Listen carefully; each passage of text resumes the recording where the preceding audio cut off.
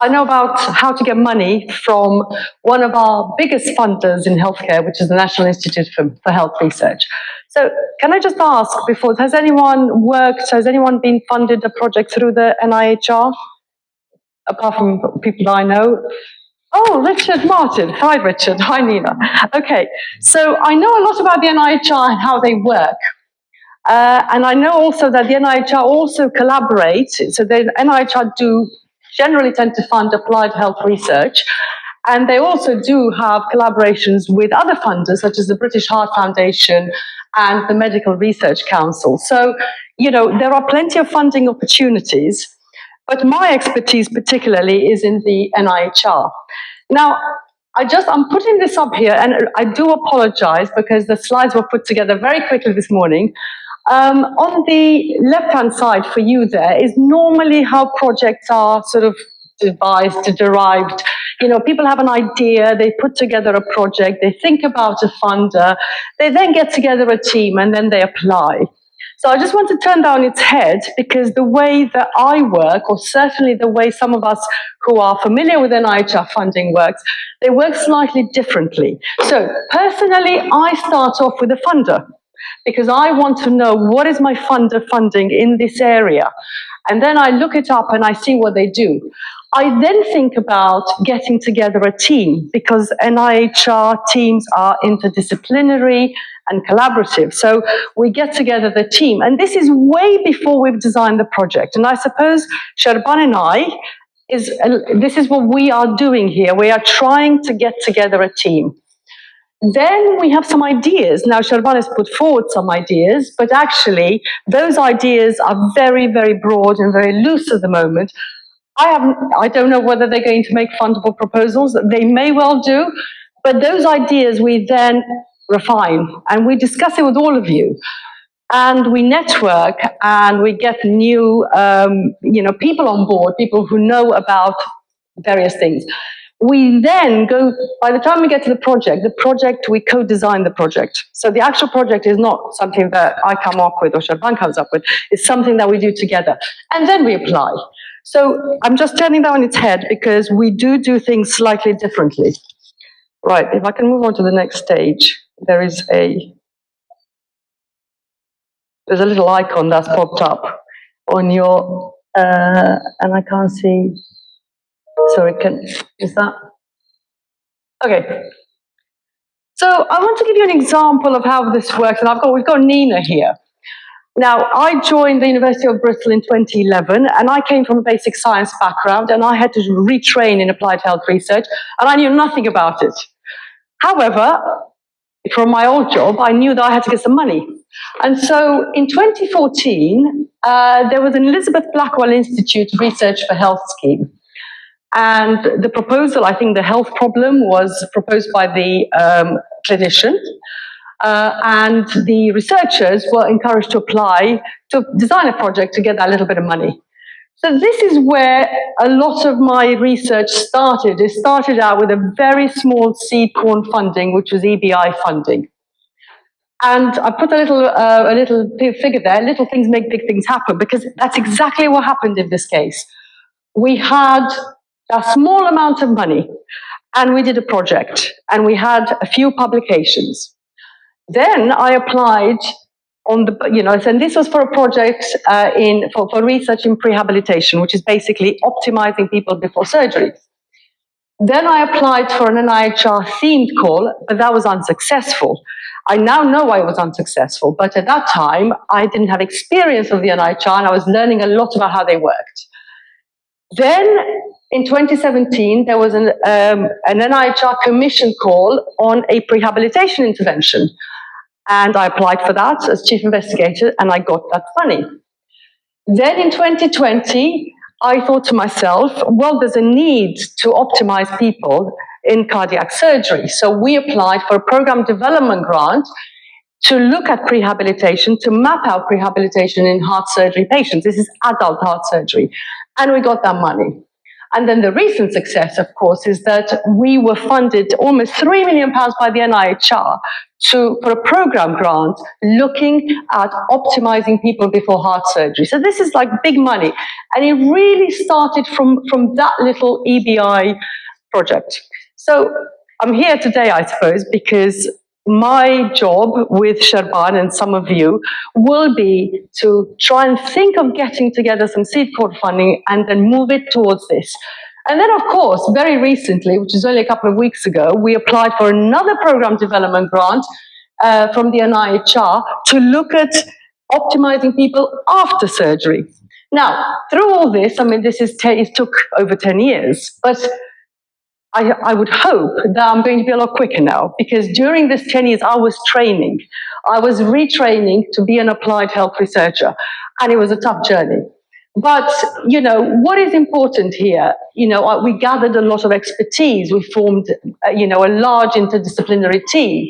We networked nationally. We have a very good patient and public involvement network. So all these things basically work together for us to be able to design our research and produce this amazing amount of funding.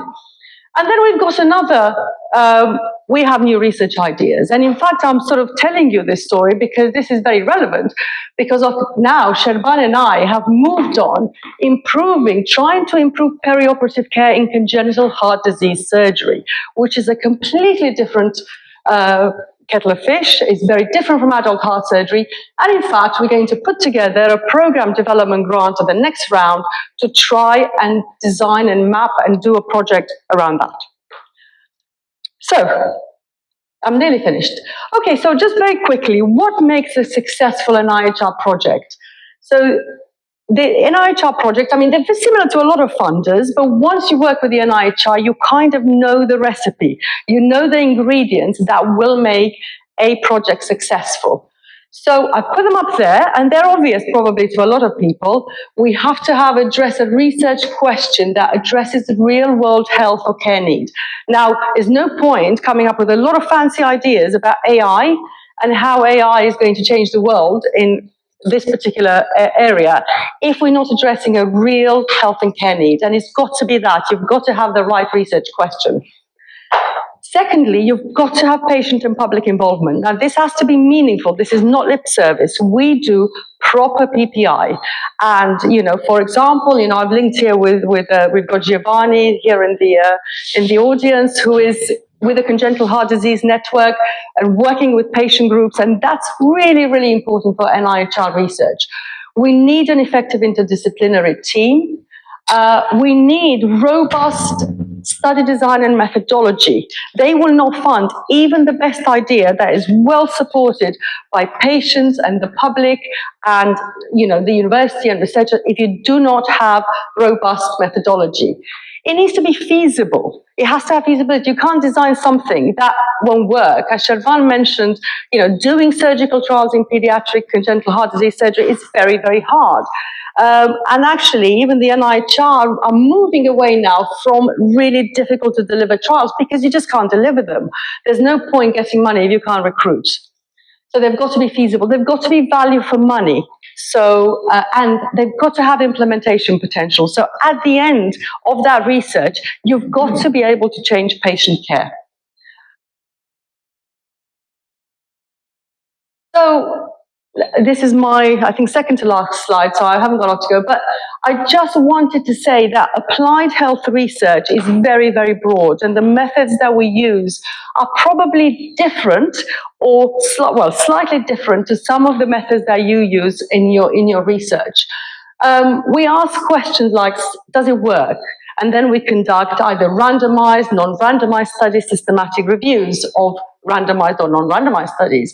We ask questions, how does it work? This is the kind of thing that you guys might be interested in. So, and how does it work? It's not just about mechanistic studies, it's also about putting together logic models and theories, a theory of change. Do people use it? Is it acceptable? we then do to ask that question, is our healthcare users going to use this intervention? We then do qualitative studies. So this is interviewing people to find out whether they might implement it, whether they might use it, and if they don't, what is it that would stop them from using it? We might want to ask how many people use it, why do they use it, how can we make it better? And by the way, just to say, it refers to any intervention, and it could be an AI intervention that we're talking about today. And then we might use mixed method studies where we do interviews and we do surveys and we collect data from particular centers. We also ask, is it feasible? Can we implement the intervention in practice? And then we can do feasibility studies. And we also ask, is it cost effective?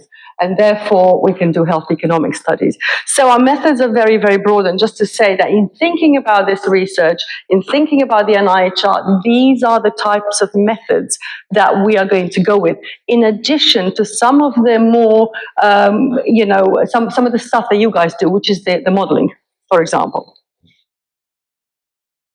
So, as I said to you at the beginning, I started on this endeavor looking at the funder. So I said to myself, what is it that the NIHR is funding in AI, and particularly in congenital heart disease?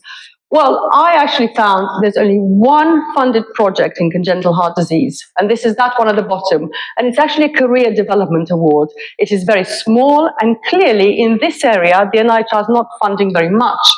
However, the NIHR is funding quite a lot of AI projects. They've got over 100 AI projects, some of which are finished and some of them are ongoing, looking at 86 different AI technologies and totaling about £123 million in research funding.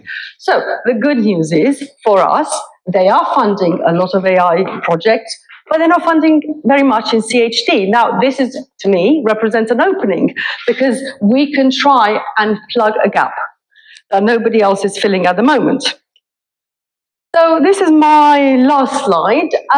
So what are the next steps? So for me, it's really to find out, the reason I'm here is to find out what you guys do, find out who's doing what, network, see what people's expertise is, get people together, put together a team, put together a business case, because again, as I said, my thinking about this is there's no point in getting involved in getting a very small sum of seed corn funding if this doesn't have the potential to go much further. Get together our PPI group and involve them very early and see what they think of all of this. Co-design the research, and of course, the seed corn funding comes should we need it, if we need it, which I think we do. Thank you.